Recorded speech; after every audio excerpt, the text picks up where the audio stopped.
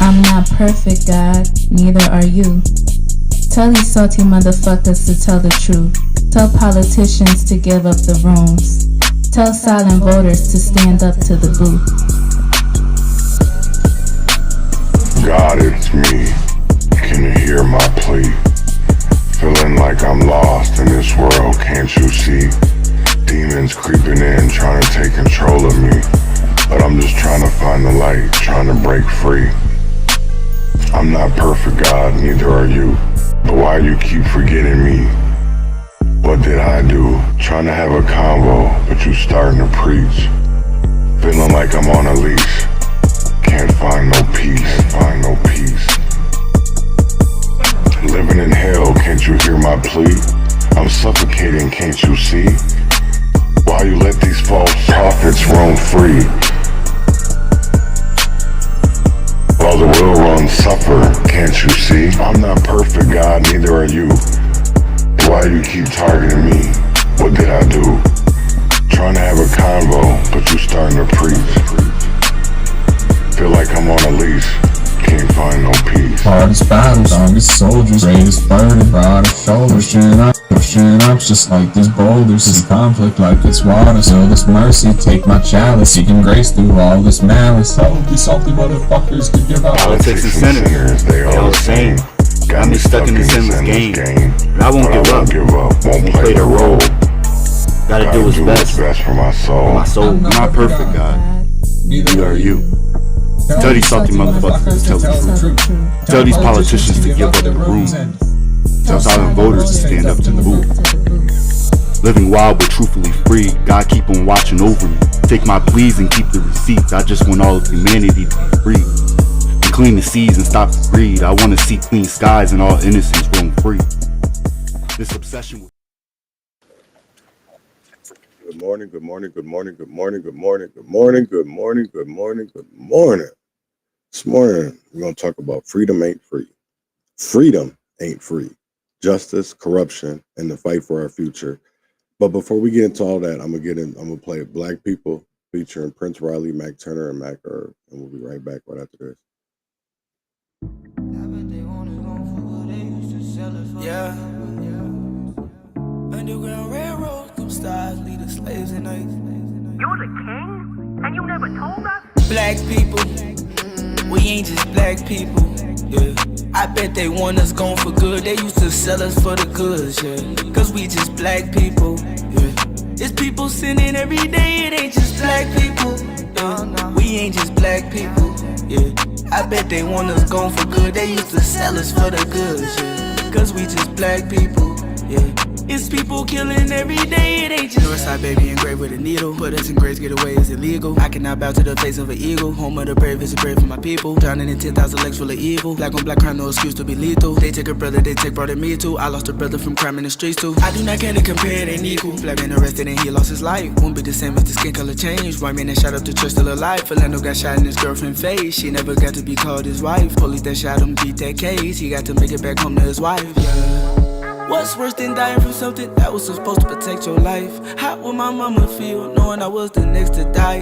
They used to put shackles on our feet, feel like I'm next in line. Yeah, I go crazy for my black people. Black people, we ain't just black people, yeah. I bet they want us gone for good. They used to sell us for the goods, yeah. Cause we just black people, yeah. It's people sinning every day, it ain't just black people, yeah. We ain't just black people, yeah. I bet they want us gone for good. They used to sell us for the goods, yeah. Cause we just black people, yeah. It's people killing every day, it ain't just black people. They rather see us when we black and blue. Hands on their weapons when they spot us as we passing through. No matter who, and black woman got too much attitude. So they say, girl, speak your truth, I can't be mad at you. I see reflections of myself at 9 and 10 when I see a group of kids same color as my skin. Back when the only thing I worry about was recess with my friends. When nobody ever told me all that fun was bound to end. You can't be black and be a kid, playing cops and robbers. You can't be toying with your life like that, them cops and robbers. You can't be black while wearing hoodies, or you Trayvon Martin. You can't be black while in your car, you might be Floyd. I mean God, cause we just black people. We ain't just black people, yeah. I bet they want us gone for good. They used to sell us for the goods, yeah. Cause we just black people, yeah. It's people sinning every day, it ain't just black people, yeah. We ain't just black people, yeah. I bet they want us gone for good. They used to sell us for the goods, yeah. Cause we just black people, yeah. It's people killing every day. I It ain't said was just black ever people. gonna change and it just stay the same. Another black man slain, I know exactly what a place to blame. I just get to praying when I feel this pain. But a prayer ain't gonna keep us out those chains or out the aim when those bullets spraying. They couldn't understand when Cap kneel, but you see when it's Cop kneel. And he was sick and tired of seeing blacks killed. I marched for Philando, I protested for Jamal. I watched the news to see the verdicts and they both got off. Hardest anxiety inside of me, I can't control my thoughts. How you live in the boondocks, but come patrol my block. I feel helpless, I can't help it. It's not a trend because the color of our skin. These cops convinced we're all convicted felons, and all lives matter's a lie. But just being black where I'm from, you're 13 times more likely to die. They say this shit ain't gonna end until it's eye for an eye. For my black people, I'm ready to ride. Let's go. Black people, we ain't just black people, yeah. I bet they want us gone for good. They used to sell us for the goods, yeah. Cause we just black people, yeah. It's people sinning every day, it ain't just black people, yeah. We ain't just black people, yeah. I bet they want us gone for good. They used to sell us for the goods, yeah. Cause we just black people, yeah. It's people killing every day, it ain't just black people. That's right. I just ain't black people. That's some real shit. But I got some real shit for y'all today. And the first story I got for y'all is about the Freedom Fund in Minnesota. And they're not going to be bailing people out anymore. They will be doing something else. And that's what I would like to bring to you this morning, is about the Minnesota Freedom Fund. And with that being said, we'll get right into that. From a major shift in their work. For years, the Minnesota Freedom Fund has been paying bail for thousands of people in custody. They say the goal is in part to end discrimination in the criminal justice system, but critics say there is a lack of accountability and it's dangerous. Ben Henry is here to tell us what's next for the Minnesota Freedom Fund. Well, we said it, big changes, a major shift from their main work, which is bailing people out of jail. But they tell me it's not sustainable while trying to reach their goal of making systematic changes.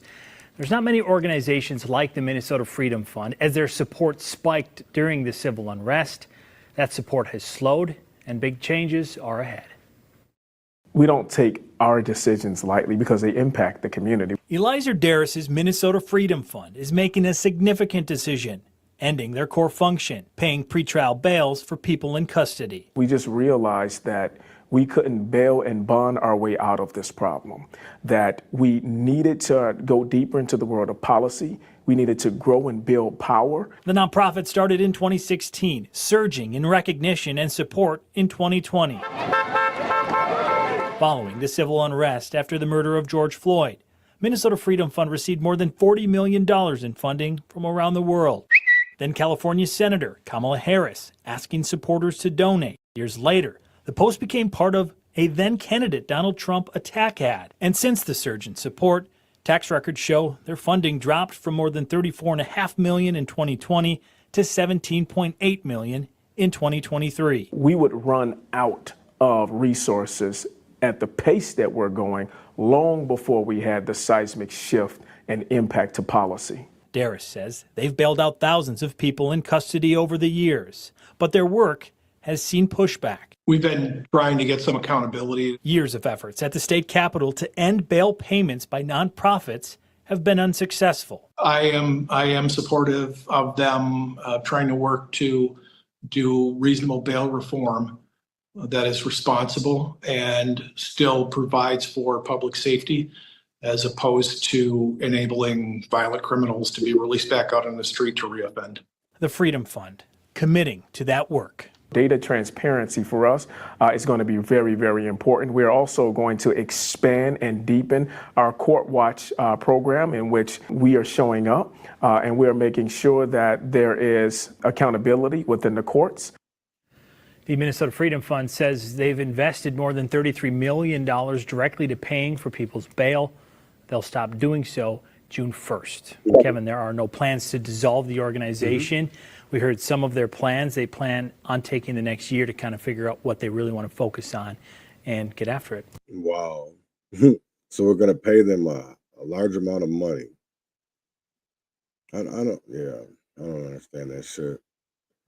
I never liked the Freedom Fund because they weren't really bailing out people that were, doing things they were bailing out criminals, or people that were, they probably did crimes, not people that were, political prisoners or,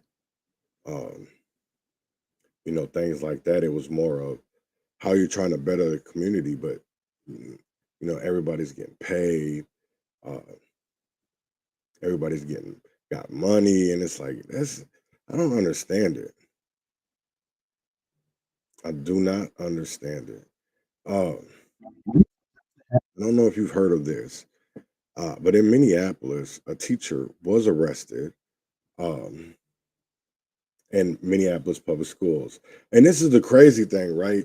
This wasn't the only time. There is another individual by the name of Preston Palmer that has been since, I don't know if he's been arrested yet. I know he was in handcuffs by Minneapolis Park Police. But I don't understand it, of like how we allow these individuals to keep on fostering our children and educating them, but yet we see stories like this. And that's what's wild to me, because I think every school district in America has a teacher like this. The father of a third grader attending Minneapolis public schools is demanding answers tonight. He says his son had access to inappropriate content during class. Brittany Ehrman talked with the dad, who says his boy saw pornography while using a teacher's iPad. Kevin, we've learned today that teacher is on leave pending the investigation. The third grade parent says this should not have happened in the first place. 2 weeks ago, Levi Chapman says his son forgot his laptop at home, so his teacher at Las Estrellas Elementary let him borrow his personal iPad. Him and another student were sitting there and they closed out a tab. Well, that tab that had popped up to them was, how my son described it, was a bunch of naked men laying on top of each other. Chapman says his son told him he stumbled upon inappropriate content in his third grade classroom. The teacher came over to see what was happening, and my son said that he got angry with him and said, you're violating my personal privacy, and took the iPad from him. The teacher eventually gave him a loaner laptop. Made him very uncomfortable. I reached out to the Minneapolis Public School District at 11 Wednesday morning trying to get answers. A few hours later, I followed up with a phone call. Then I reached back out to the district via email, asking questions like, how did this happen and what are you going to do to make sure it does not happen again? The district responded around 3:30 in the afternoon, saying MPS takes allegations like these seriously and will follow any relevant district protocols. Officials told me they are unable to answer my questions because of data privacy laws. I asked how the future of district policies is covered by data privacy laws, but they sent the original statement again, saying they cannot answer my questions because the allegations are under investigation. Since I've been in touch with the school, I've received emails, and we've gone over a care plan. Chapman says the district moved his child to a different classroom. I wish that the teacher would have gave him not his personal, but would have gave him that loaner laptop in the beginning. The parent you just heard from was also in touch with the Department of Education today. He said they're doing screenings to see if this falls under state child maltreatment laws to pursue an investigation, Kevin.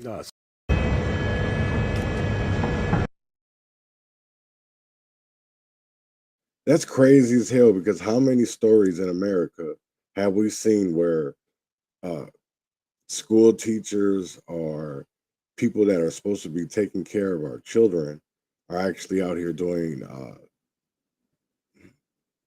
extracurricular activities, if that's the way you want to put it. Because this is wild, man. It's like, when are people going to wake up and be like, hey, we seriously need to do maybe something more. We need to start paying attention. We can't just allow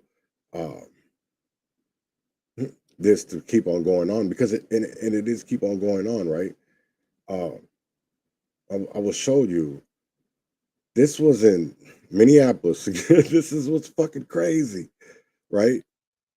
So there was this guy that was arrested.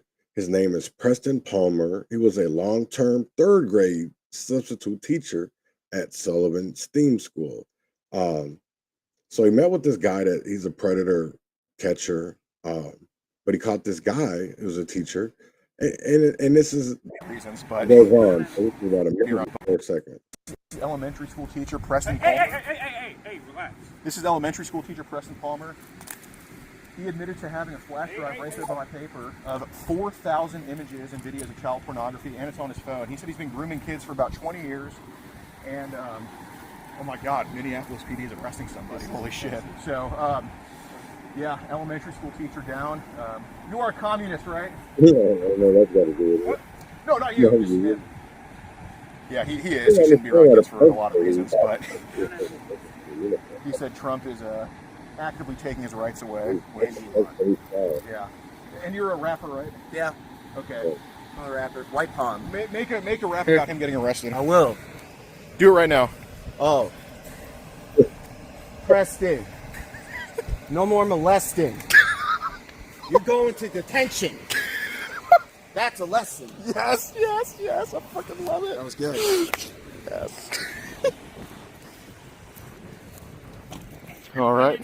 Elementary. So that's crazy as hell how stories keep on happening to kids in elementary schools or middle schools. So much sexual things, and that's crazy as hell to me, because there's a pattern here. It seems to me that there's practice and patterns when it comes to this. And why? That's crazy as hell how we don't have more people in the Minneapolis public school system, more parents screaming out and saying, yo, your budget's going down next year. They're parading that so many kids have graduated, but how many of those graduates can actually read at their grade level, can do math at their grade level? That's not what we're promoting, that we have diplomas, not if they're educational literacy.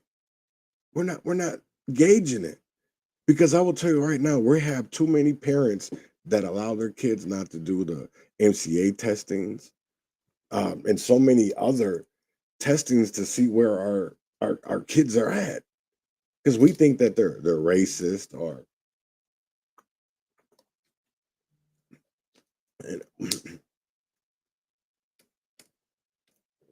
De La Salle in Minnesota too. Damn.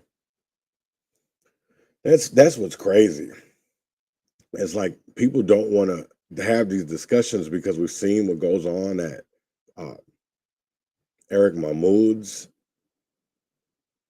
least perverted. This shit crazy. This, like, I to be honest, I really don't get it. I really, really, really don't get it, man. And it's wild to me sometimes.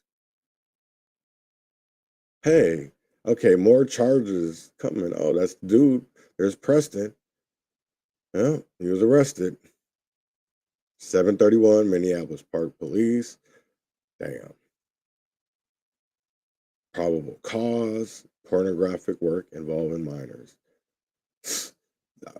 Man, that shit is, how can, this is what I don't understand. So, Carl Zabansky, I don't know who that is, but let's give a shout out to Carl Zabansky. So hopefully more charges do come. This shit is sick. I don't get it why caught off of Blue Sky, by the way. Damn, that's nasty. So Blue Sky is that whole liberal thing that they'd made to do, see, damn, here goes dude's account. Fucking nasty. Digital media specialist, RFP designer, educator, Wow. The MP, this is, I hope that, is that him? Oh my Lord.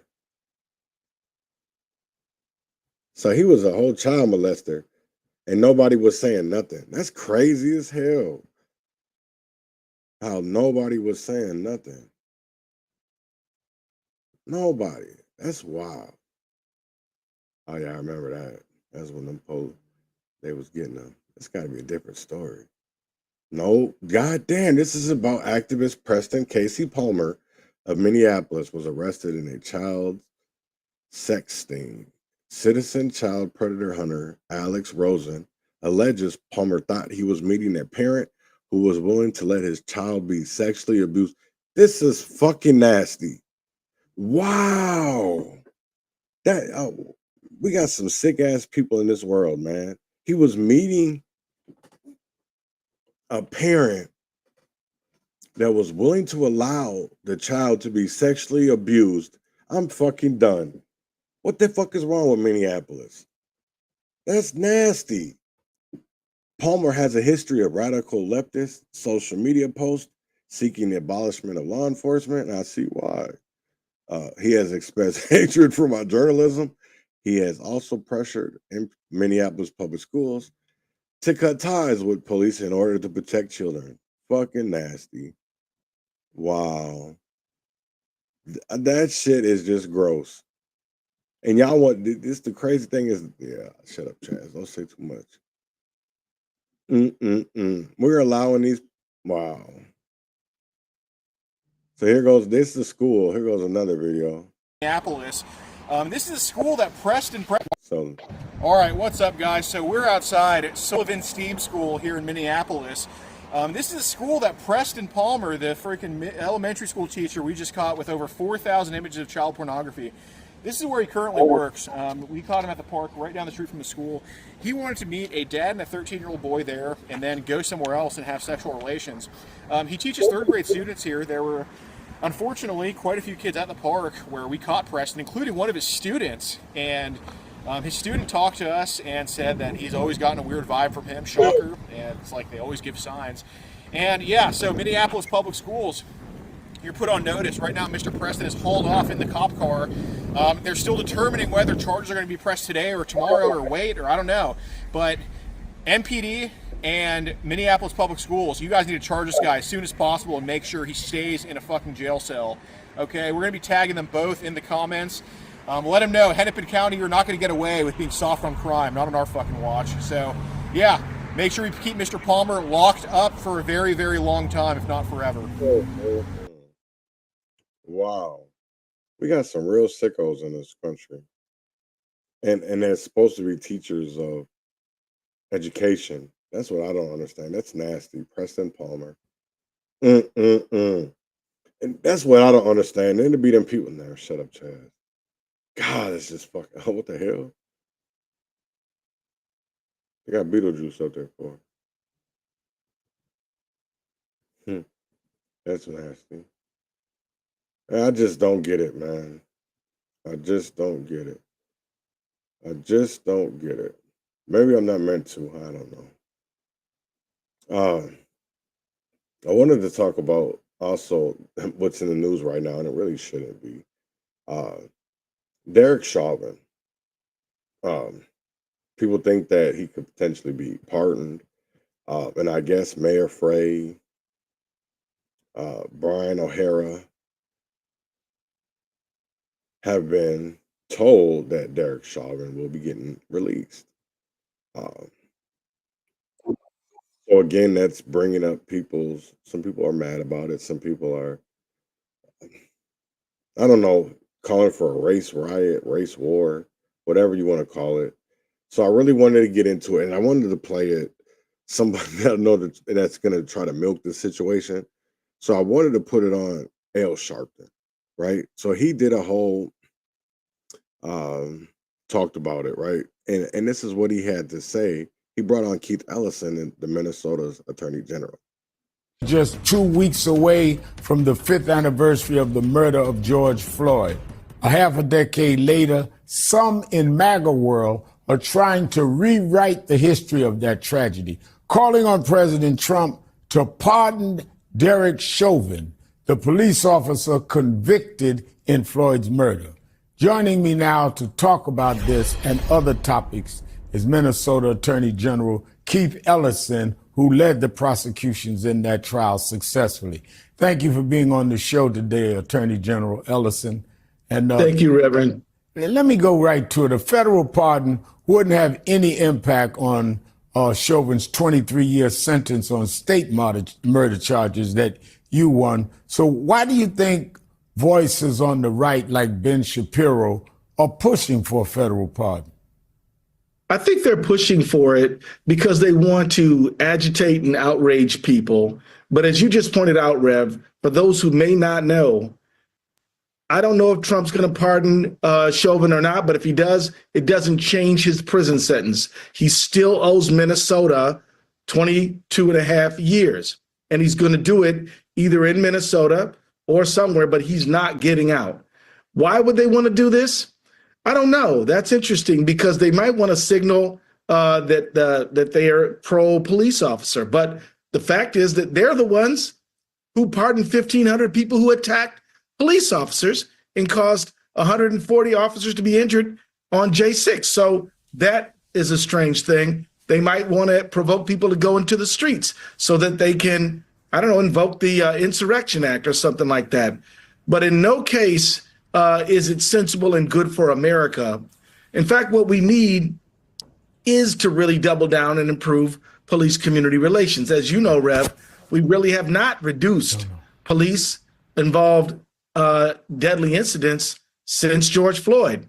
We've done a lot of good things on the local level, but at the federal level, we have not taken up the George Floyd Justice and Policing Act. So there's a lot of work that remains to be done. I wish that Trump would work on those things. Now, so far, the White House has denied President Trump has any plans to pardon Chauvin, maybe because he's doing plenty to undermine Floyd's legacy without a pardon. The Justice Department Civil Rights Division has been gutted.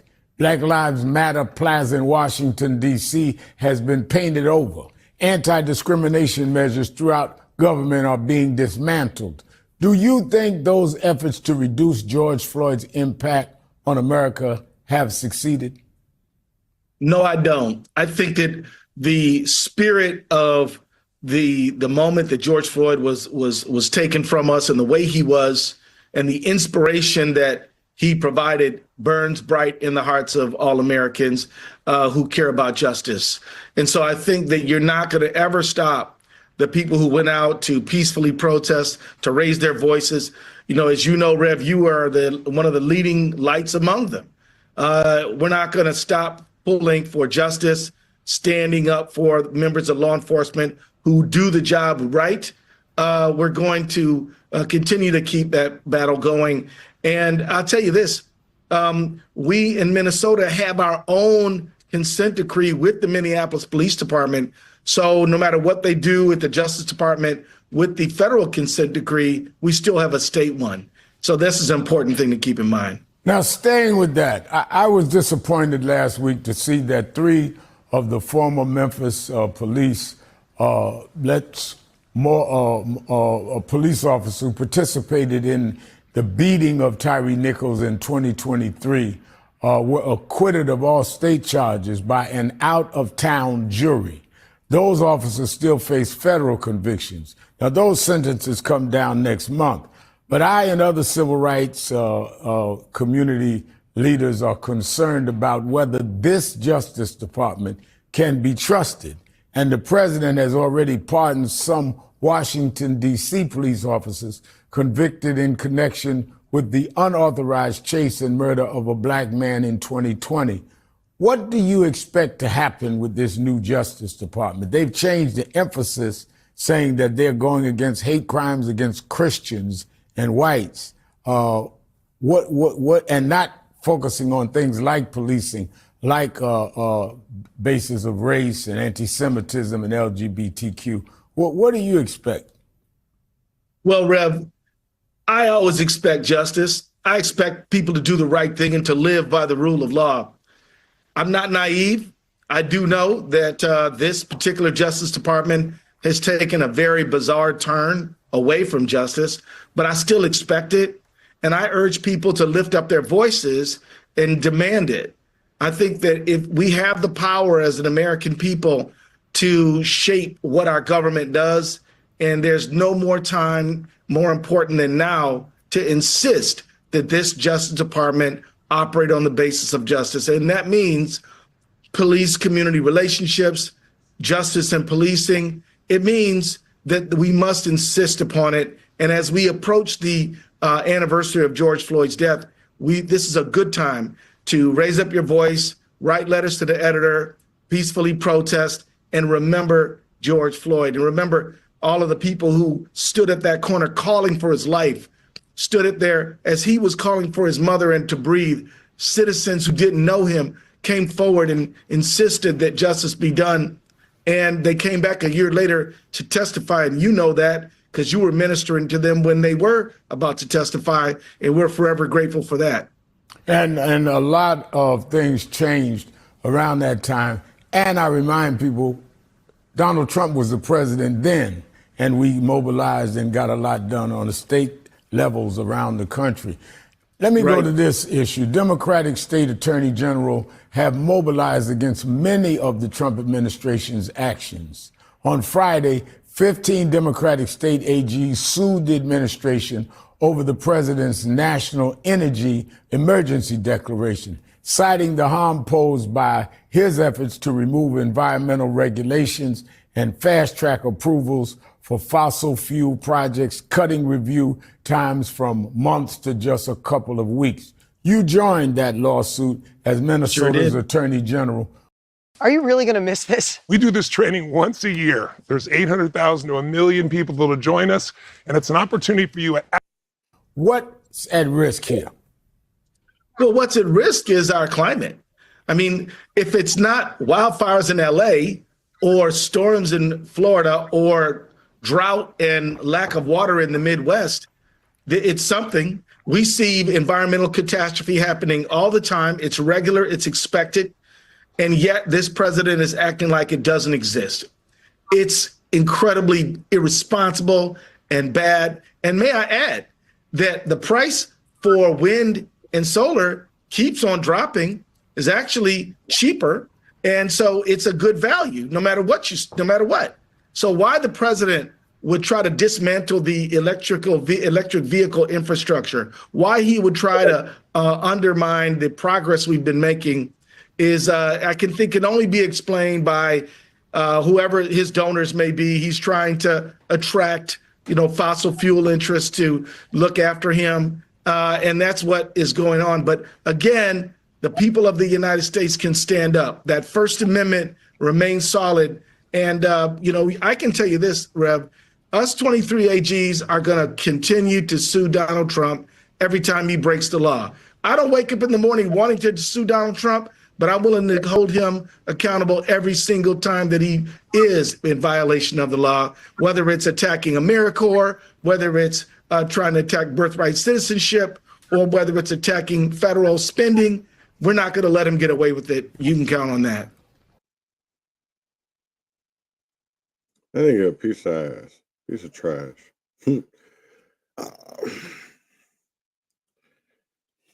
Yeah, I don't know what to say anymore. Not when it comes to,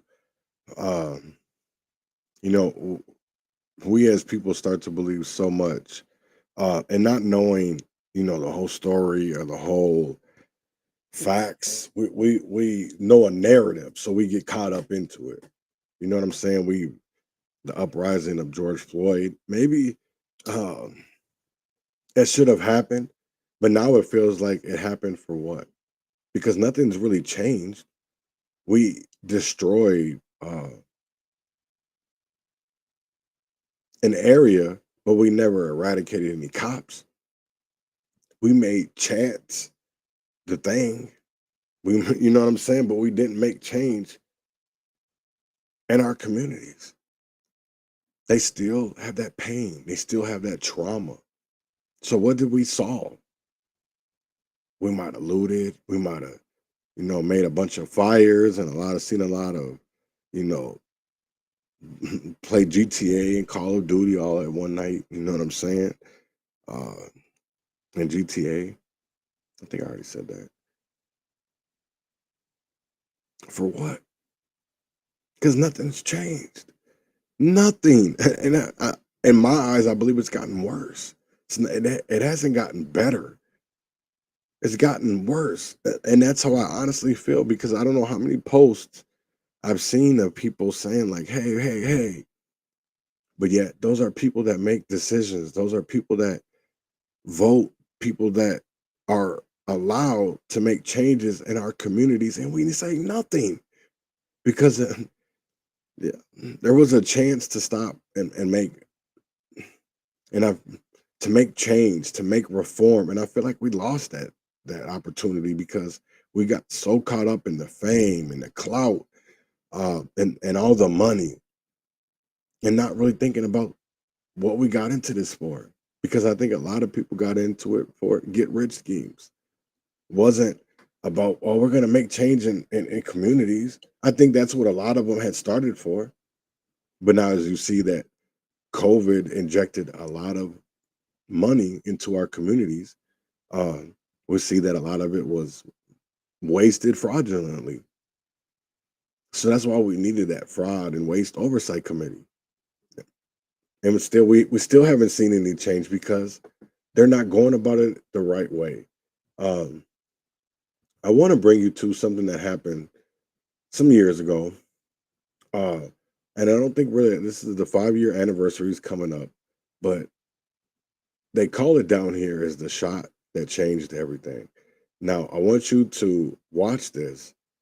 It's about 7 minutes long, and just see, because there's a lot of this happened in Albert Lea, Minnesota, and there's a lot of things that we are not being told, or things that not being aware of, and they're right home in our backyards.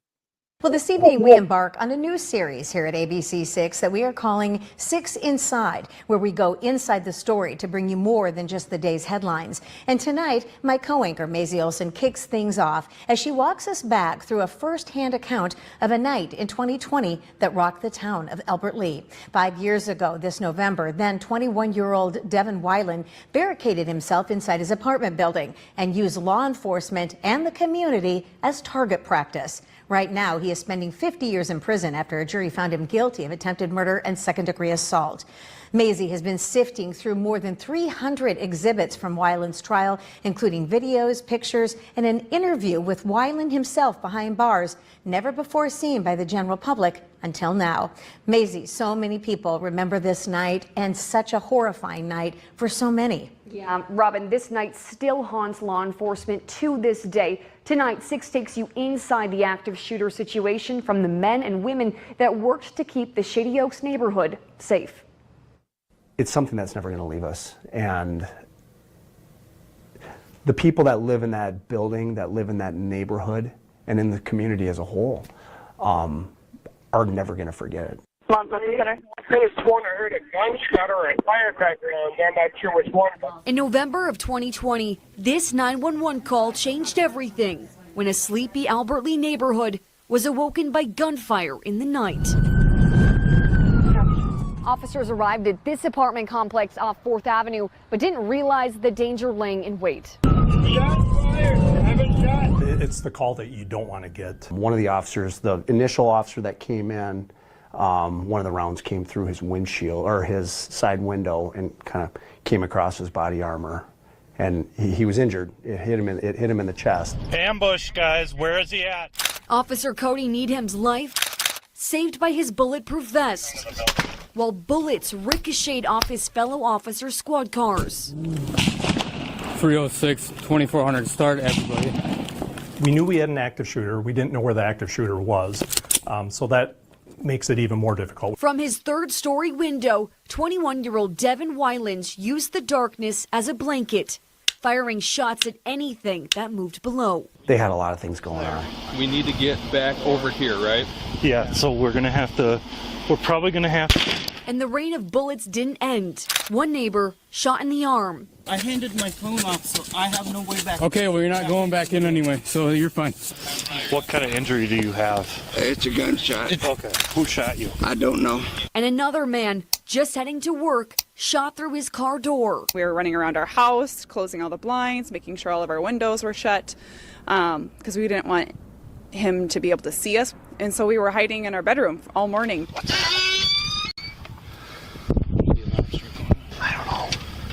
I can't sit and take 10 minutes or 20 minutes or an hour to think about what I'm going to do. We need to do things now. The shooting is going on. I saw when the other guy, Daniel, got hit. Yeah?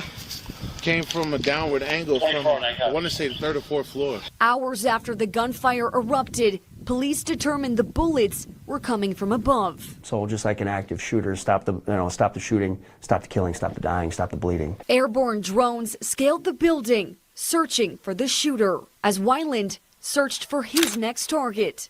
The entire Shady Oaks apartment building evacuated. We're going room to room. We had keys. So we're going room to room, pound, pound, pound, no one answers, open the door, search it. If they're sleeping, get them out of bed. They're coming with us. We're getting them to a stairway. We had guys giving piggyback rides down these stairs to people that couldn't walk. Stretching into the 7th hour, teams deployed tear gas through Weiland's window. But the bullets only came quicker. 72 yards away from a window of his own, a sniper had a clean shot and a green light. That bullet disintegrating on impact, with the piece hitting Weiland between the eyes. From hunter to hunted, after 8 long hours and around 90 rounds fired, Weiland was ready to surrender. When you finally took Devin Weiland into custody, I guess how did that feel for everybody? I mean, you guys had spent hours in this situation. It was a relief. It was a relief to finally get him in custody, that there was no one that died. For the first time outside the courtroom, we hear from the shooter himself, as Weiland, finally behind bars, walks authorities through the events that night. Just all of a sudden happened? Just happened out of this fight. Just like that, I cracked, I snapped.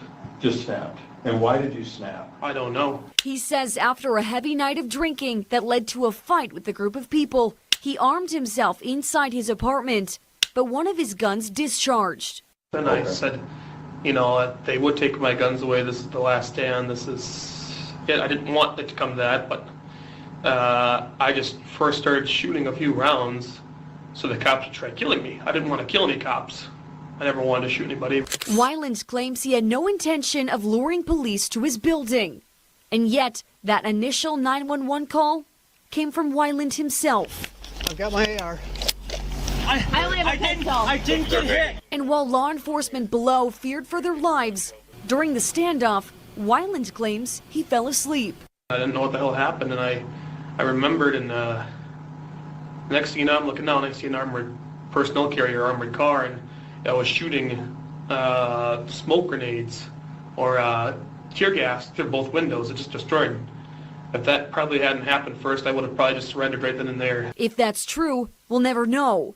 But as Weiland stares down 47 more years inside a Stillwater prison cell, the scars he leaves behind will stay for years to come. What we look like as a department changed greatly. It's one of those things that every court appearance, every hearing, everything related to it, the officers that were first on scene that dealt with that trauma hands-on, you can see it in their eyes. They're reliving that.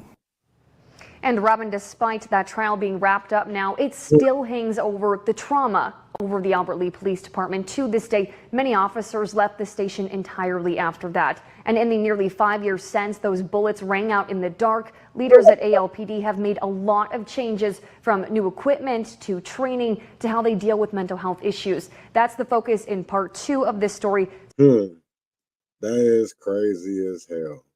Wow. But I do want to show you part 2 of this story. So this is about 5 minutes long. So we're about to get into part 2 of the shot that changed everything. Just like that, I cracked, I snapped. Just snapped. And why did you snap? I don't know. You just listened to then 21-year-old Devin Weiland in his first interview with investigators behind bars after unloading gunfire on an Albert Lea neighborhood, using several guns to target law enforcement and the community in the middle of the night. in November of 2020. In part 2 of our 6 Inside exclusive, The Shot That Changed Everything, we're showing you the terrifying night through the eyes of those in charge of protecting the city. For the first time outside of the courtroom, Maisie gives us a look at the shocking footage. Yeah, Robin, on top of the physical damage caused by the 90 bullets sprayed from his apartment window, Devin Weiland shot 3 people, leaving lasting scars and trauma for those victims and the entire community. It's a nightmare that's still fresh in the minds of those wearing a badge, and it spurred a lot of change inside the police department. They say time heals all wounds, but all wounds leave a scar. I still, anytime my phone rings in the middle of the night now, your heart kind of stops for a minute. Because a cold November night still hangs heavy over the Albert Lea Police Department. When I look at the calendar, it's been 5 years, but it's still a lot more raw. It's a lot more fresh than that. In 2020, Devin Weiland, just 21 years old, camped out inside his 3rd-floor apartment and used officers and his neighbors as target practice. For 8 hours, people calling this southwest corner of Albert Lea home, and those just trying to protect it feared for their lives. Weiland would spray around 90 bullets into the world below before he eventually surrendered and was taken into custody. Get some change in the left pocket. That incident will live with us forever. Every day that incident is in people's minds. Deep breath. Deep breath. Okay. Deep breath. Of the 5 Albert Lea police officers first on scene that night, only 2 remain with the department today. The events are always going to be with us. Any of us that are working, it's one of those things you're never going to forget. And forgetting for some is not a part of the plan, but spurring change is. We do take our training very seriously. We know it can happen in Albert Lea. We've proved it's happened in Albert Lea. We want our staff prepared and able to handle whatever calls are going to come their way. That's why the department upped its equipment, bringing in a new tactical vehicle, better armor, breaching capabilities, and even night vision. But new equipment doesn't fix what's been damaged. Officer wellness is a very important thing for us.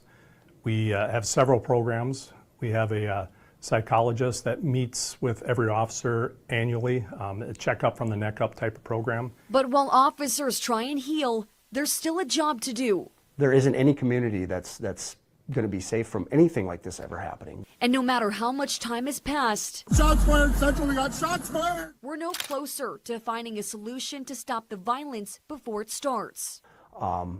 People in all of our communities that we have mental health problems and we don't have enough resources to help them. And this stuff happens. It happens every day all over the country. It's why officers are always ready for that firework call to become something else entirely. Like what happened, it was a setup when we got ambushed when we went to that call. So that lives with people, that lives in your mind, that lives with everybody. It gets passed on from officer to officer. But while Weiland spends his time inside a prison cell, the Albert Lea Police Department is moving forward and will not forget. Because while the Shady Oaks building now sports a new look, painted blue and covered in glass, those that call Albert Lea home still recall the memories the building holds. It's something that was very traumatic to our whole town that happened. Thankfully, nobody died. But there ended up being 2 people and then our officer that got shot. And because of the quick actions of our officers that were there, they made sure that the 2 people that were shot lived. And it's a good moment to just thank the brave men and women that keep us safe every single day. Yeah, it's just remarkable that it ended the way it did when 90 shots were fired and he essentially was shooting from up in his apartment. They didn't even know where he was. Right. Yeah, it's just crazy. Well, this is just the very first. Wow. That's crazy. That's hell. Crazy, crazy, crazy, crazy, crazy as hell. Wow. But I just think to myself, what if that would have been a black dude? What if that would have been a Mexican dude and he wasn't? Yeah, I don't even want to go there. But I do want to get into an exclusive from Alpha News. 5 years later, the justice after George Floyd, the perspective of Alex Ewing. I think that is kind of important. So I want to get into that real quick a little bit. And I want to play this. So here you go with 5 years later, justice after George Floyd.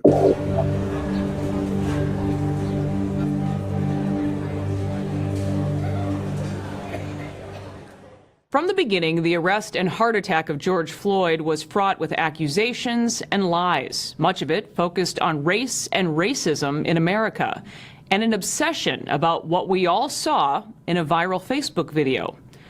We were supposed to see a white police officer kneeling on the neck of a black man, and we weren't supposed to see Alex King. He was the black police officer working beside Derek Chauvin, and he's the officer who actually arrested George Floyd. It was his third shift as a full-fledged police officer, and he would soon spend more than 3 years in prison, even though more than a few prosecutors did not want to prosecute him. But even now, the mainstream media want you to ignore the facts and ignore Alex's story because it refutes the race-based lies they've been telling you all along. Alex and his family are reluctant to talk to the corporate media, and now that he's finally been released, they want to move on without the mainstream media manipulation.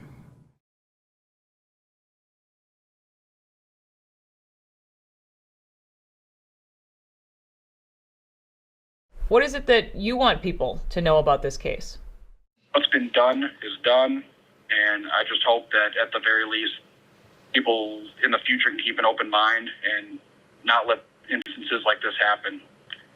Just use my case as an example as to, not jump the gun, not knee-jerk, not fall to this race bait, to the social media, to the media, and let them get away with what they do, because if things like this keep happening, no one anywhere is going to have any sense of justice left. So do you think those police body cam videos were withheld for a reason? I do. I think that in this instance, they really were either preparing or trying to find any way to maintain the narrative that they've set in place earlier, that this was a racial incident, and they found that the body cameras were to the contrary of that story.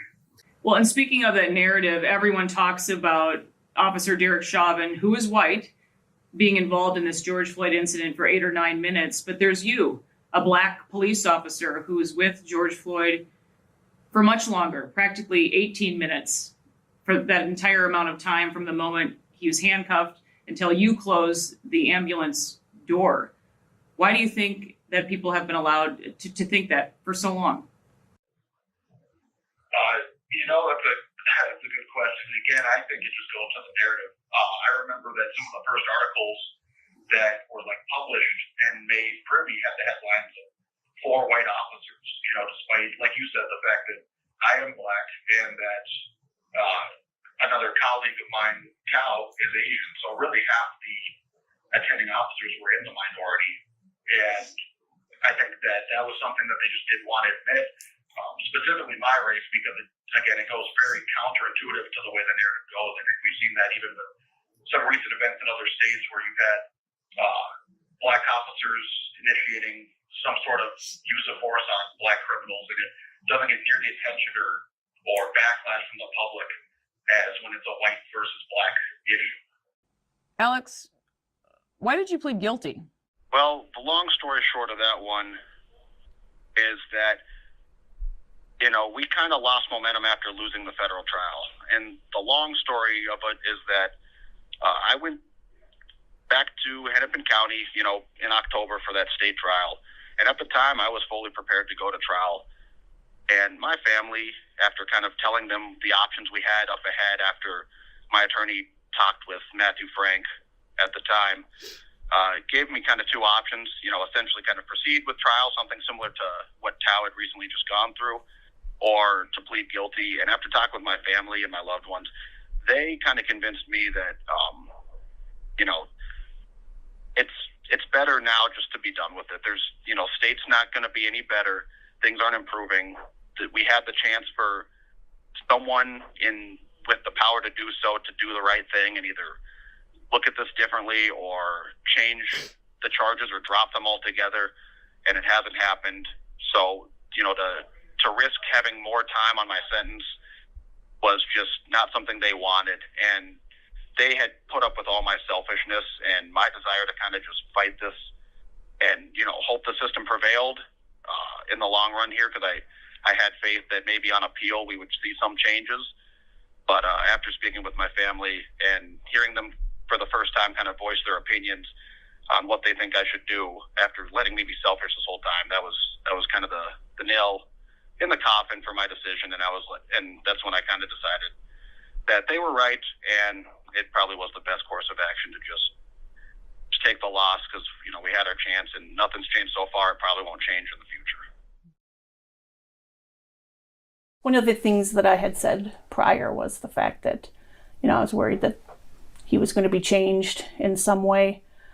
And, you know, I think we can all feel changed in some way by this whole incident for sure. You know, imagine going to work one day, volunteering to go to work one day, you know, just there to do your job. You're well trained.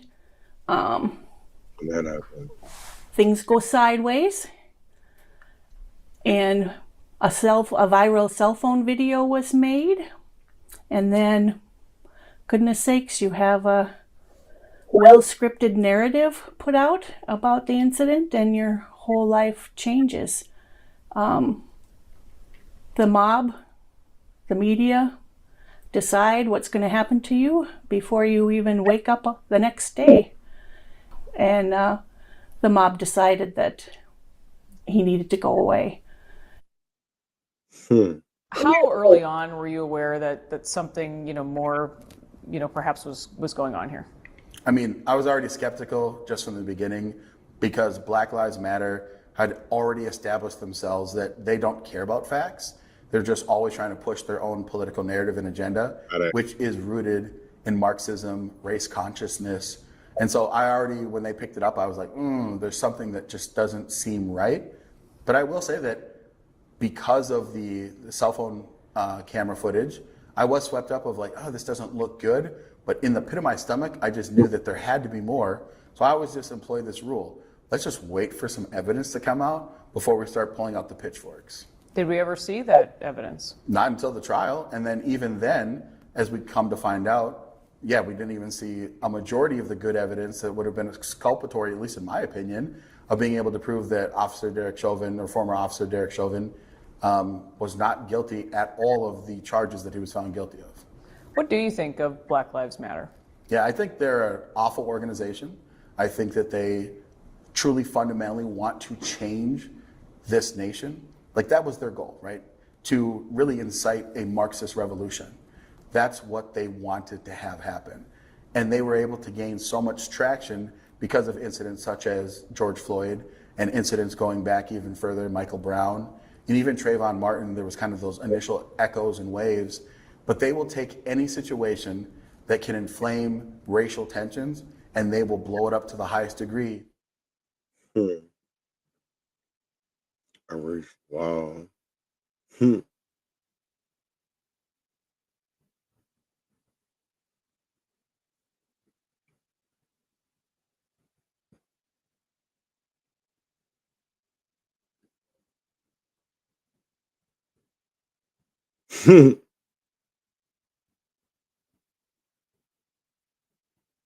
Damn.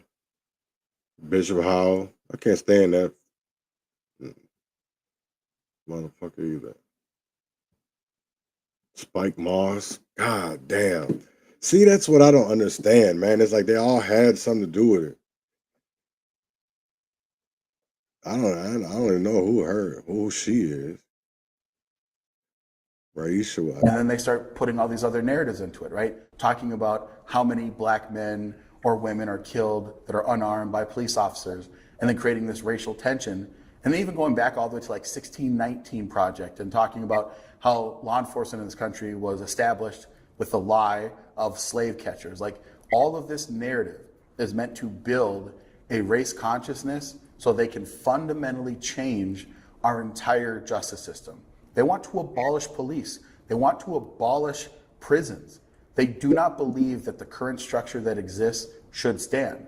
They're radical revolutionaries. That's Black Lives Matter. I knew that from the beginning. What I didn't think would happen is that you would start to see mainstream acceptance by Democrats all across this country, and also by all of the establishment media, which I believe already has a leftist bias. But I didn't think that they would just wholly embrace this beast and this movement, but that's 100% what happened. And I think that it was cemented because of the George Floyd incident. Last time we spoke, you had some pretty strong words for Governor Tim Walz, Attorney General Keith Ellison, and now former police chief Madera Arredondo, Mayor Jacob Fry. Is there anything you'd want to say to them now? Take a dance. It is really hard to remain dignified when you think about them or think about what you might want to say to them. I can't maintain my dignity. So I hope that at some point, I wish I could say, let's just say this, I wish I could say I have hope and faith. So I just have solace, I guess, in the fact that, you know, their careers are going to end. You know, the sun will set, and I picture them with their heads hung low, walking into the sunset in their pants. It's crazy. With the really saggy crotch. See, the dignity just I can't summon it. You know, the one really disappointing thing for Alex and for myself, coming back to Chief Arredondo, was he saw the character in Alex in the 2 interviews that he sat in on when Alex was in the academy class, and was chosen in that academy class because of his character. And it wasn't, you know, a month prior that Arredondo had an interview in the St. Paul magazine where he touted the new recruits in this class with Alex and Lane and Thomas Lane, and how, you know, he had faith that they were going to be a new generation of officers who knew how to deal with the public. And that if something went wrong, that he was responsible for that because he was there at the time they were chosen. And then a month later, threw them completely under the bus. Chief Rondo has a book. It says, Chief Rondo's decisive and courageous actions led to one of the greatest social justice victories in our time. I don't know if any one person I have ever met has been more delusioned than that. I mean, you just have to live in the city, in this world, in this country, to look around and see what the devastation that happened and the fallout from all of that. How do you tout your own praises? I don't understand how you can be that delusional. That's crazy. Copy, the precinct is on fire. Remember that. It's a citywide tone right now in our loss of the 3rd precinct. Airing information citywide. The 3rd precinct has been compromised.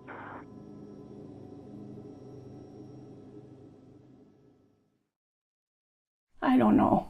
You know, as a mom, you raise your kids to prepare them for the world.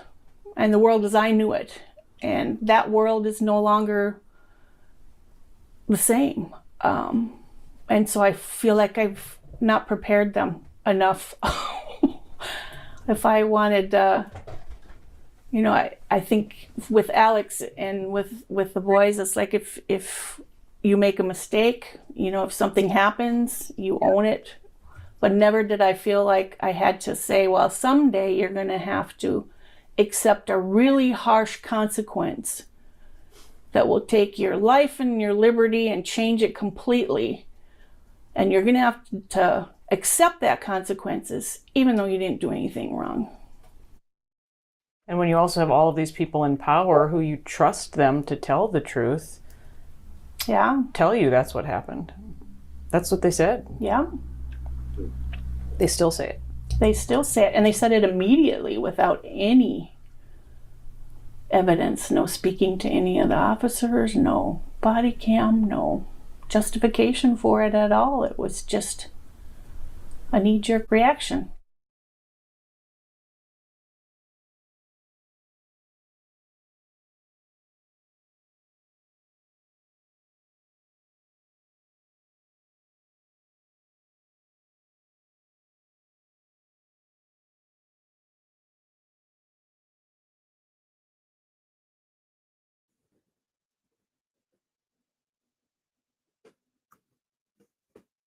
I'm really trying to think of this as a celebration, but it's really hard.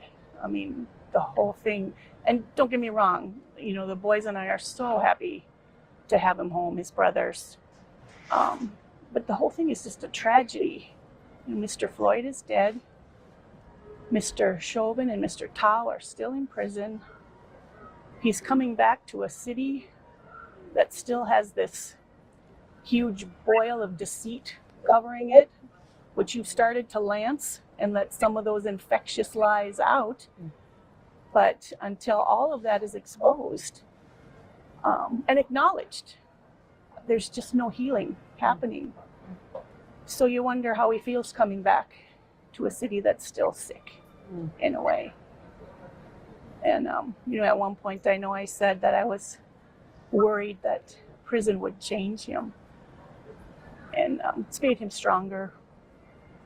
He has a lot of integrity.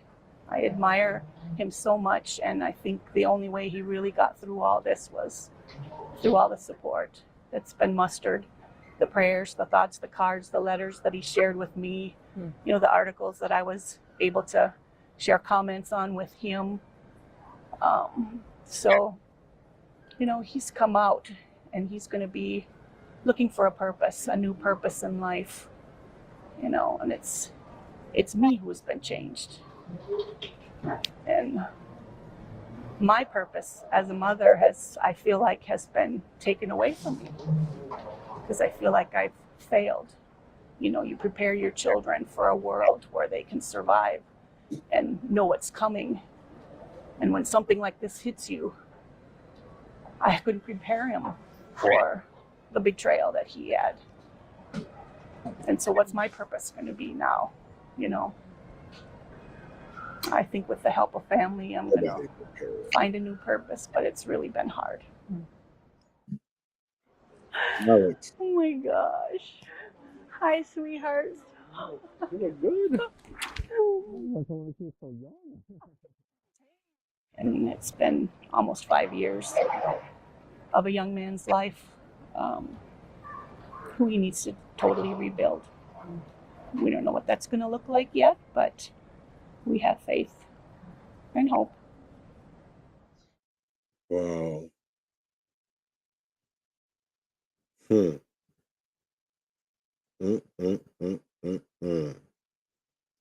That's crazy as hell. And it is the 5-year anniversary. So you are going to see more and more things come up about the uprising of George Floyd. But I want to take it to, there was a situation that maybe a lot of people don't remember, is that a man was charged for arson, but a lot of people maybe don't remember that somebody was found dead in there, and now he is being accused and wrongfully punished, he feels like, for something that he didn't do. So I want to get into that story a little bit. It's about the man convicted of arson, but he says that he's being wrongfully punished for man's death. New details tonight about a man who pleaded guilty to arson during the 2020 riots in Minneapolis. Today, he was back in federal court, now alleging he was given too long of a sentence and wrongfully blamed in another man's death. Lou Ragoose joins us now with the latest on this kind of complex case. Lou? Rena, Montez Lee's case is before an appeals court right now. They will determine whether or not he missed a deadline to make his new argument that the arson fire did not cause the death of Oscar Stewart, and that Lee's 10-year prison sentence should be lowered. In the aftermath of the riots following the murder of George Floyd, a tragic discovery. Nearly 2 months later, authorities found the body of 30-year-old Oscar Stewart Jr. in the rubble of the burned-down Maxit Pond on Lake Street and Cedar Avenue. Montez Lee, now 30 years old, pleaded guilty to arson when he was caught on camera pouring accelerant in lighting the fire. Montez has taken responsibility for his role in that. Despite the medical examiner ruling Stewart's death a homicide from smoke and arson fire, Lee was never charged with killing him. Mr. Lee confessed, pled guilty, cooperated with law enforcement, admitted to setting that building on fire, but of course did not mean to hurt anyone, and in fact took precautions to make sure that he didn't hurt anyone. But his appeals attorney, Kira Kelly, says Lee's 10-year prison sentence was about twice as long as it otherwise would have been because of an enhancement for Stewart's death. Kelly says Lee's trial attorney had access to evidence that disputed whether Lee was responsible in any way for Stewart's death. There was evidence that the person who tragically lost his life was not in the building at the time it was set on fire. Kelly says there's video evidence showing Stewart elsewhere in Minneapolis when Lee started the fire at Maxit Pond, and records proving Stewart was using his phone well after the building started burning. A judge ruled Lee missed the deadline to make those arguments, so his attorney is asking the 8th Circuit Court of Appeals to reconsider on a timing technicality so that Lee can possibly receive a new sentencing hearing. She says Lee wants Stewart's family to get answers as to what happened to their loved one. At the very least, the fire served the role of obscuring what else happened to the decedent that night. Now the Court of Appeals will make a ruling whether or not Lee missed a deadline to file what's called a habeas petition. If they rule in his favor, at that point he'll have the chance to make arguments for a new sentencing hearing. The U.S. Attorney's Office declined to comment today. Rena? So if he was potentially not in the building when the fire was started and cause of death says he was, there's a lot happening there, isn't there? Yeah, I guess that's kind of the question, is if he didn't die in that fire, how did he die? And I guess that's a question the family wants to know. One theory would be that he was killed a different way and somebody placed the body where that fire took place in order to hide evidence or something like that. But there's really no answers right now besides I'm sure that. the family would like. That's crazy as hell. So I remember this pawn shop. I was going up. I did a live video in Minneapolis when all this happened. And I remember when the fire department came over there and people were screaming that there was somebody still in there, even though it was, the fire was running wild. But Minneapolis was so on fire that night. That, to be honest, I don't know if that was Mr. Stewart or not. I just know that they did end up dying in that building. And that's crazy as hell. Right. And I said that it doesn't change anything, and like Ben says, the book that Chief Rondo is a new hustle to gain credibility. This city and leaders have no care forever. Everybody that took settlements, foundations, money need to be held accountable for ripping and profiting off the community. We are number 2 worst states for blacks, and all the money and programs have changed nothing. Oh, I definitely agree. I 100% and that's the crazy thing. We have all these nonprofits and all these foundations, and they get billions of dollars, but nothing ever changes. And I will never understand of how we as individuals will stand for that. So what you're seeing in the background is there is a press conference that is going on this morning, and it'll be Governor Walz and legislative leaders to announce bipartisan budget targets. I'm not sure what they're all be talking about. I just know that we stand for certain things, and a lot of people that say they're Republican or they say they're Democrat honestly don't believe in the same values, in the same integrity, and same morals that we have as citizens. And that was a conversation that I had this morning with a person. And where do we go? Minneapolis only knows one way, and that's DFL. For the last 40 years, and it's been dominant. A lot of people grew up and didn't understand what was going on in our community because maybe we don't explain it in the right way or say it in the right way. We're not teaching people to do differently and to know better, so that they're not doing anything differently or knowing better.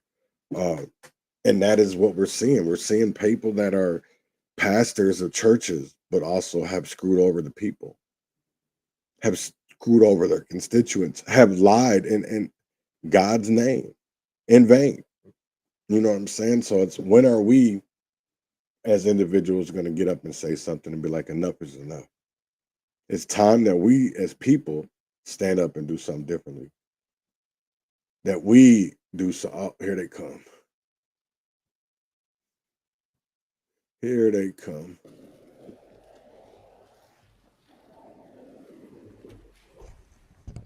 Uh-oh.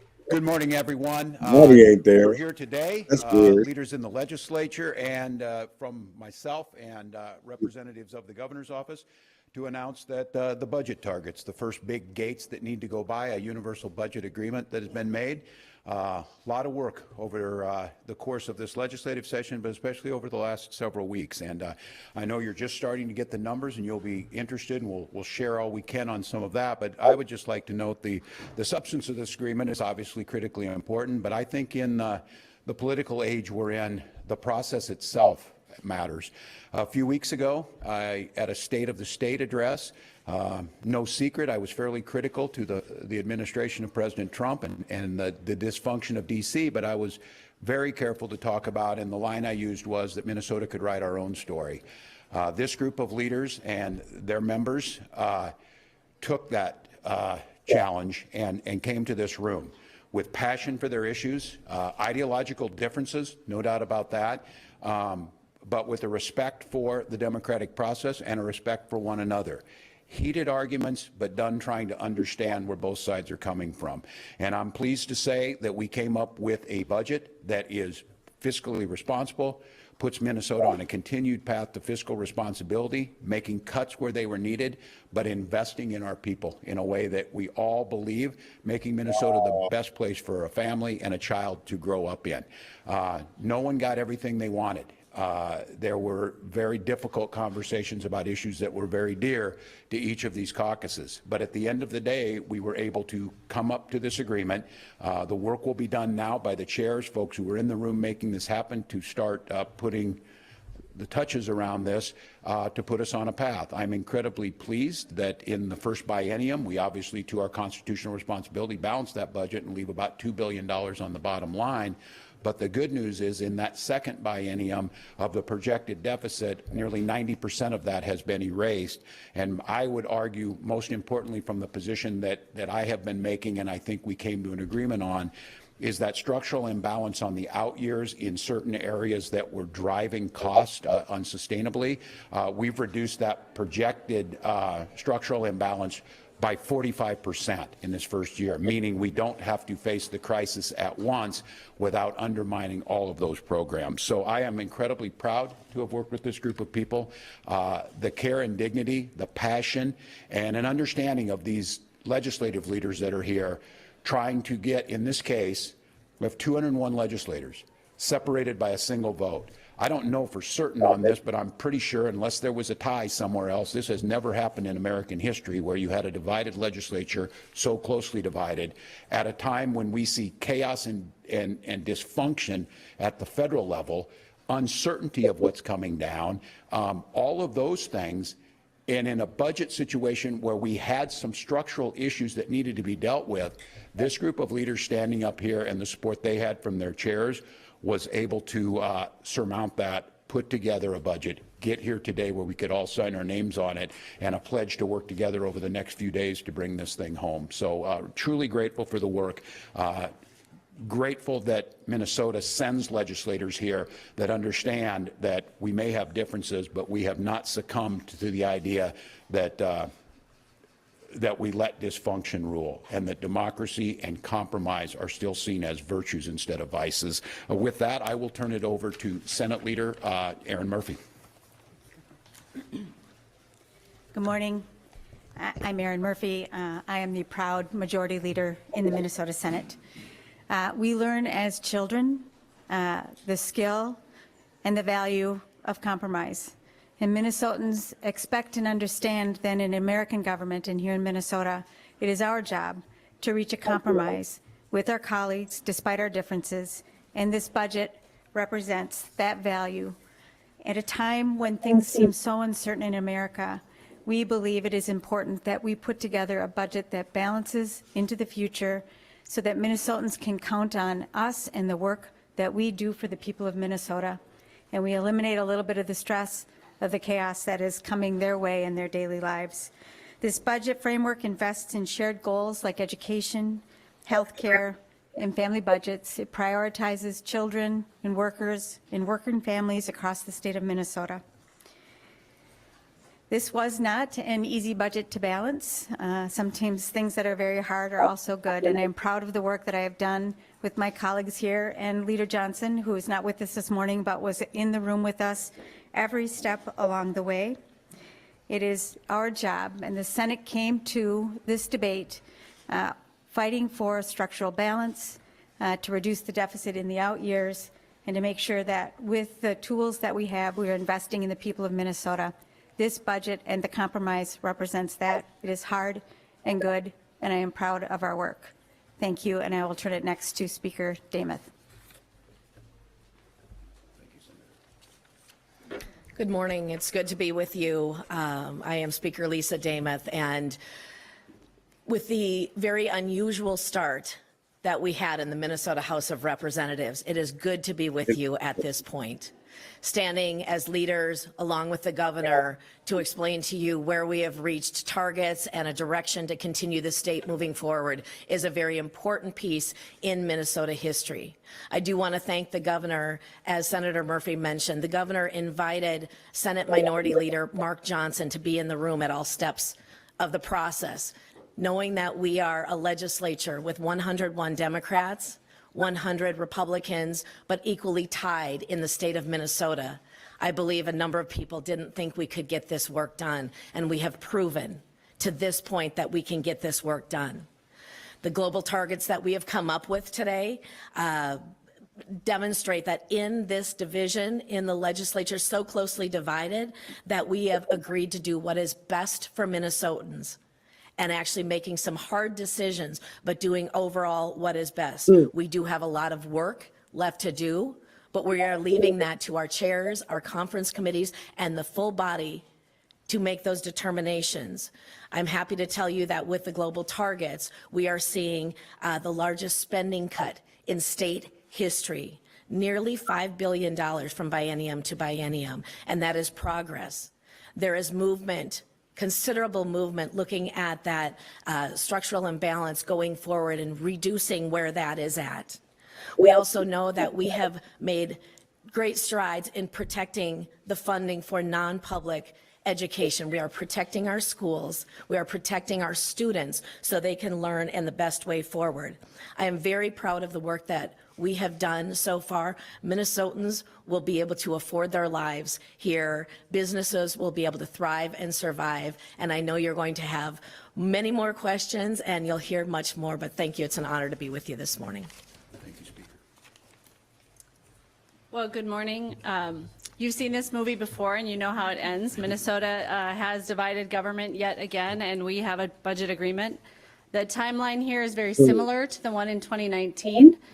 We're 5 days ahead of the 2019 pace. We do have all female legislative leaders of the majority or tied caucuses, so maybe that's a difference. In 2019, we had a one-day special session prior to the Memorial Day weekend. It is my hope that this year, because we're ahead of that schedule, that we will be able to wrap up our work either by the end of Monday or with a one-day special session before Memorial Day weekend. At the end of the day, we did compromise across the board on a wide range of issues. We fulfilled our commitment to taking care of people in Minnesota in health and human services in terms of biennial increases from one biennium to the next. In education, you will see on the target sheet that we handed out a negative 420 in the tails, but in actuality that means we're reducing the amount that education funding would have increased from 1.8 billion to 1.38 billion. And that significant increase in education funding that is baked in is because of the work that we did in 2023 to add inflation to the general education formula, and that's now part of the forecast. I'd like to really thank the governor for his strong leadership in these negotiations, keeping us all focused on the end goal of fiscal responsibility and having those hard conversations and getting through the hard things.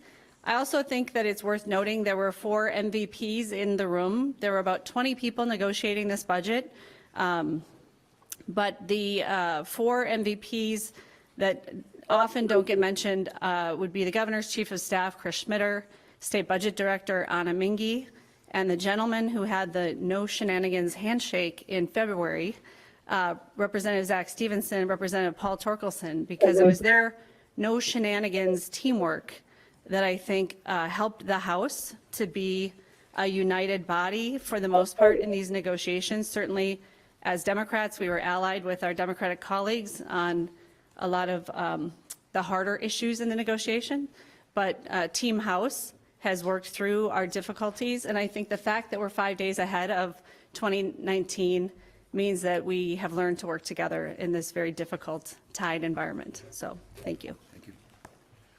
Well, thank you all. I would echo those sentiments and the chairs that were in there, and I do think you heard that, the moving things forward. It was, this was a hard one with hard issues, but I have to say the personalities that were in there and the dignity about the process, I think if Minnesotans do need to know that, and I think the country would be appreciative of this because it can still work. Democracy's hard, but it can still work. With that, any of us take some questions. What was it that caused negotiations to go on so long?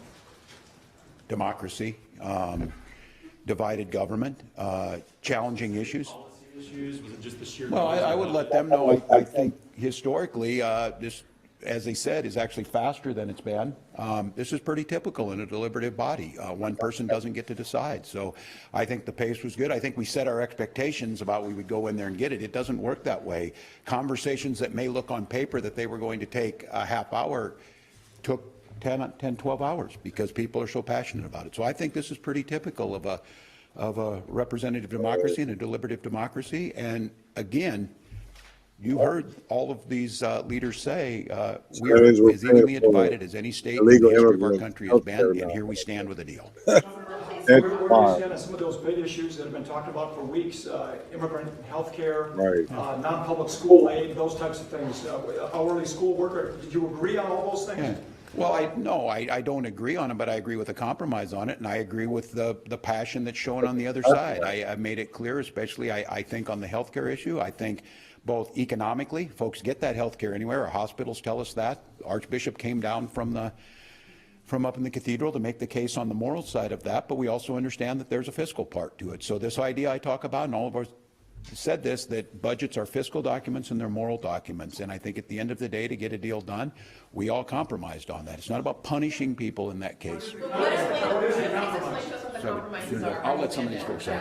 Specifically to that issue on the undocumented insurance for those that are here illegally, I think that is an important issue. You've heard that there is support, but there's also not support. That is an area, so providing health insurance to those that have chosen to be in our state illegally, that just started on January 1st with a projected number of about 5,700 Minnesotan, or those people that are going to actually want to be a part of that.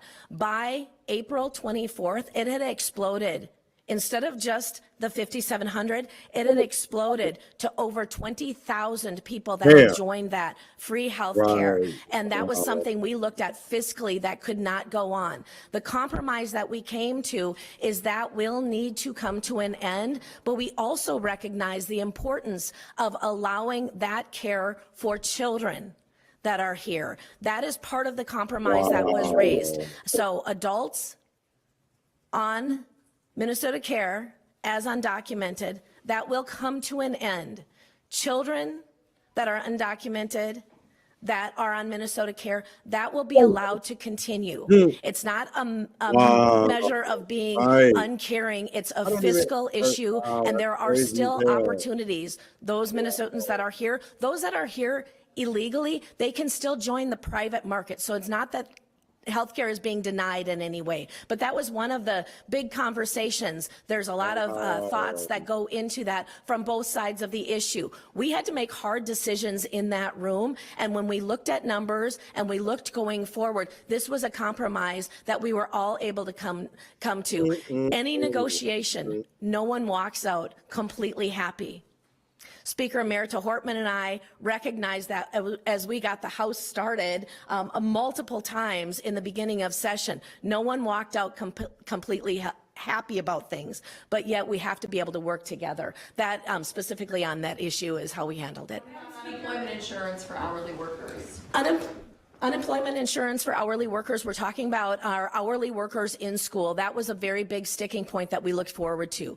The education bill in the House of Representatives has been delayed almost 2 weeks, specifically because of that issue that was included in the finance bill. That bill did pass out of the Education Finance Committee, out of our Ways and Means. It was calendared on rules for 2 weeks ago on the 2nd of May. That bill will be heard tomorrow. That includes unemployment for hourly workers that will sunset in 4 years. We've heard from our schools across the state that that is not unaffordable. It's a reminder, though, the people that are hourly workers knew that they were signing up for those jobs, and so it's not a question of whether or not they were unemployed. That is just when that portion of their employment ended. It is very easy, though, for schools to offer additional jobs throughout the summer should they want that. That will be ending if we can hold that through in the conference committee, but that is the stance right now. That was not a part of the agreement that we're talking about, but that was an issue of great conversation. That'll go through in conference committee, and we'll see where it actually lands. Yeah, let me add We're divided in the House, and now you're going to get to the other side of the Right. debate in the room. So the sunset on hourly school worker unemployment insurance is in the House bill. That will go to conference. That will not come back from conference. When we pass the education bill off the Minnesota House of Representatives floor, that provision will be in there. The bill will pass most likely tomorrow.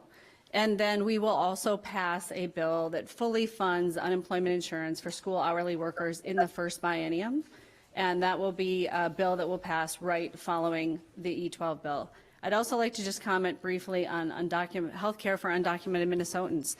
Undocumented people who are in Minnesota are people. They are Minnesotans. They are deserving of care. They pay taxes. They contribute to our economy.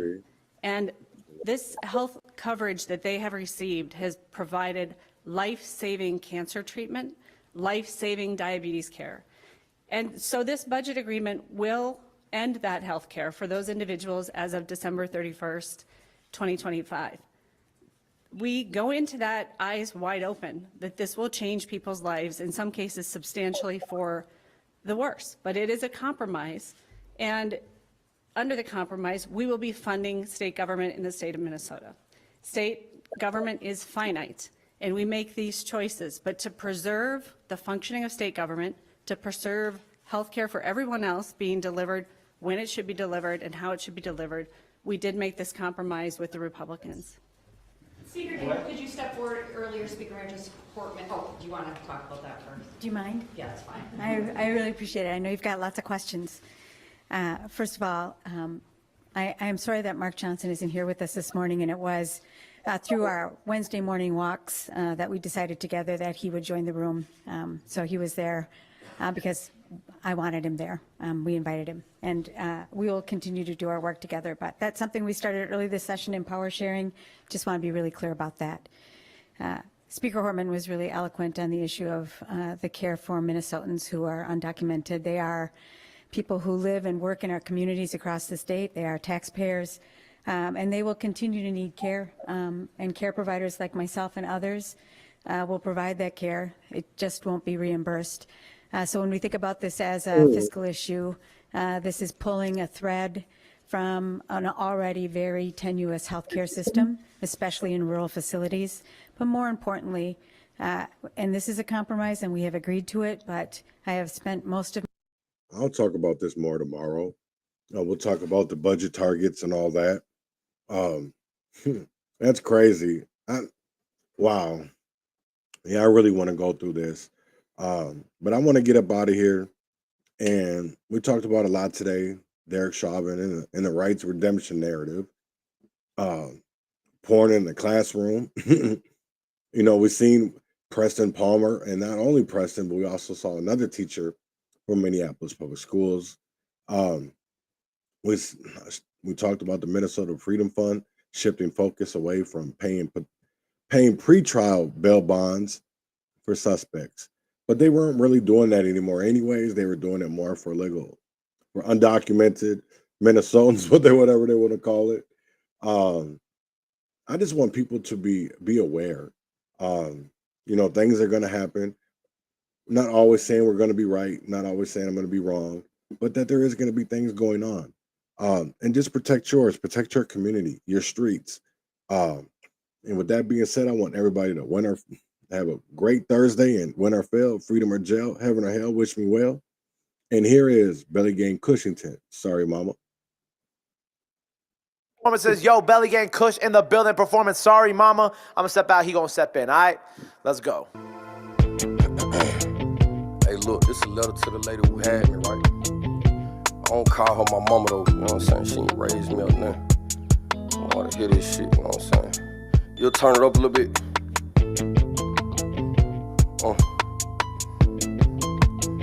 I want to apologize to you for getting in your way. Look, I don't know too much. I know you left me when I was just a little baby. Sometimes I think about that shit. I be like, damn, that shit crazy. How you raised them other kids and you ain't check on your baby. I know you had some other kids, but how you ain't check on your ladies? People ask me how I feel about it when we converse. I used to tell them I ain't care cause you had left me at birth. But when my daddy seen my eyes, that nigga knew it was worse. I used to ask if you was alive. I pictured you in a hearse. I pictured you at your worst. Now picture you in this verse. Now picture me as a little kid trying to figure out what I'm worth. Now picture me as a little kid trying to figure out if I'm cursed. Now picture me as a little kid trying to figure out why I'm hurt. I'm sorry, mama. I want to apologize to you. You know what I'm saying? For getting your motherfucking way. Clean out my closet. Clean this shit out. I'm sorry, mama. I never meant to hurt you. I never meant to make you leave me. I'm cleaning out my closet. Look. You know I started to run soon as I find out how to walk. You know I started with guns soon as I find out how to pout. You know I started the fun soon as I find out about the law. You know my son, your quote-unquote grandson, he finally can talk. You know he autistic, he got a slight delay in his speech. I think it's God punishing me for how I play in these streets. You know I do my thing, I get them bricks and yay for the cheap. You know I changed the game, I take my life and say it on beats. You know my daddy said that he was gonna be there, but he wasn't. He dropped me off in Adamville, man, I was raised by my cousin. You know Pam and Sally took me in, treated me as they own. Gave me a bed with varnished sheets, I had a room in they home. I met your mama one time, she said you a bundle of mine.